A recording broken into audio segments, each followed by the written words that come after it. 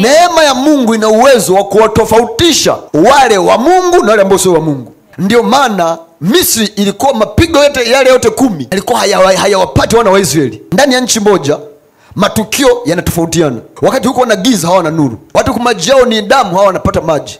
Wakati nzi wako huko hawapati nzi. Nini? Neema Mungu imewatofautisha. Kwenye dunia hii yenye kila aina ya uovu, kwenye dunia hii yenye kila aina ya uharibifu, kwenye dunia hii yenye kila aina ya changamoto, unahitaji neema ya Mungu kutofautishwa. Sababu kazi ya neema ni kukutofautisha wewe na yule ambaye sio wa Mungu. Ndio maana kwa Danieli sura ya 6, neema ya Mungu ilipoingia kazini ikampigana na kumtoa kwenye tundu la simba. Waliowekwa walikuwa hawana neema ya Mungu. Biblia inasema kabla hawajafika chini simba waliwadaka wakavunja mifupa wao na familia zao. Sura ya 3 ya Danieli kwa Shadraka, Meshaki na Abednego, wakati wanatupa kwenye tanuru, neema ya Mungu ilikuwa pamoja nao. Moto ukuwasumbua. Lakini Biblia inasemaje?